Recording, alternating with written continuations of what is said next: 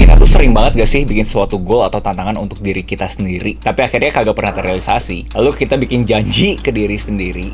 Besok gue bikin. Bulan depan gue bikin. Tahun depan gue bikin. Pernah mikir gak kenapa kalian gampang nyerah seperti itu? Bukan karena kalian gak bisa, tapi kalian itu malas.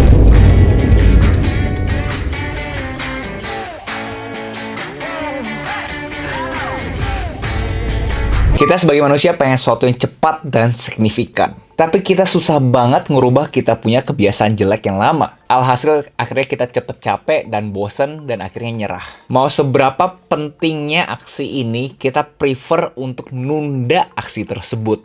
Karena kita itu malas.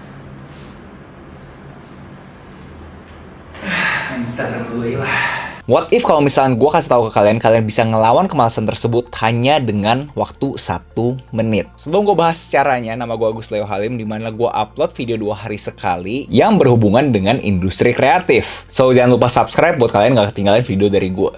Untuk meraih goal yang kita mau, bukan sesuatu yang mudah. Apalagi kalau misalnya kita sudah mencoba menjalaninya dan hasilnya tidak sesuai ekspektasi. Pastinya menimbulkan rasa kemalasan. Dan hari ini gue pengen share satu cara dari Jepang, namanya itu Kaizen.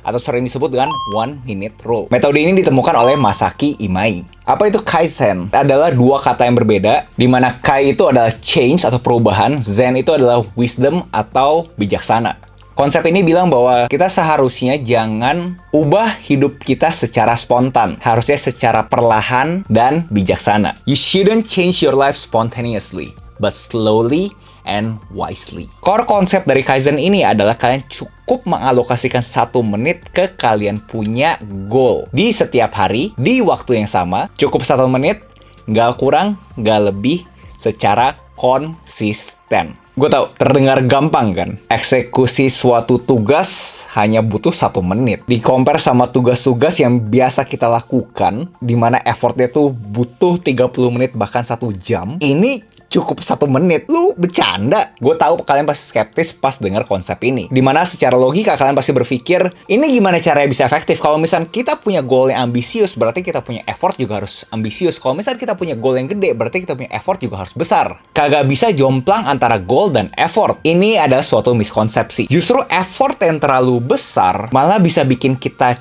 capek dan akhirnya nyerah.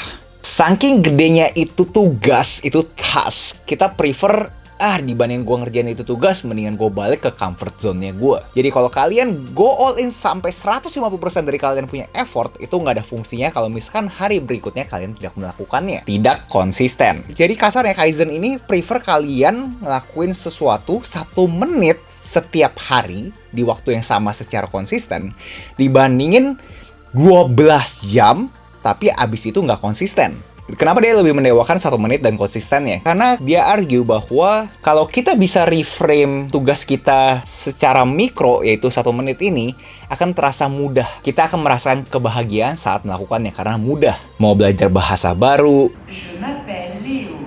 Je m'appelle Léo. Vous couchez avec moi. Voulez-vous coucher avec moi? Mau push up. 1000. Kalau hanya 1 menit, gue rasa kita semua yang nonton di sini punya waktu untuk melakukannya. Jadi poin besar dari Kaizen ini adalah celebrating small wins. Rayakan kalian punya kemenangan kecil. Kita butuh ada sense of victory. Kita butuh ada rasa kemenangan-kemenangan kecil tersebut untuk bisa tetap maju. Sense of victory ini akan nge-track otak kita jadi nagih, ketagihan untuk ngelakuin ini setiap harinya. Jadi buat kalian yang sekarang lagi berasa males, kalian harus reframe pemikiran kalian menjadi untuk merealisasikan goal yang kita mau, cukup memulai dengan hal yang mudah. Dengan mengalokasikan 1 menit setiap harinya secara konsisten. Sekarang gue tantang kalian untuk menerapkan Kaizen ini ke kesehariannya kalian selama seminggu. Setelah seminggu, kalian DM ke IG-nya gue dan bilang apa hasilnya. Buat kalian yang pernah menerapkan ini, coba kalian komen di bawah apa pendapat kalian terhadap metode Kaizen ini. Apakah ini sustainable? Pendapat gue pribadi, metode Kaizen ini sangat direfleksikan warga-warga Jepang tersebut. Karena mereka punya kegiatan, mereka punya keseharian. Gue lihat dari luar, terlihat sangat teratur. Jadi mereka sudah punya budaya untuk melakukan sesuatu yang repetitif setiap harinya. Jadi makanya kalau kita ke Jepang, kita kadang-kadang ngeliat kok ini kok semua orang kayak robot deh. Itu aja, jangan lupa like, comment, subscribe, nyalain notifnya, share ke teman kalian, and I'll see you in the next video. Salam kreatif. Bye-bye.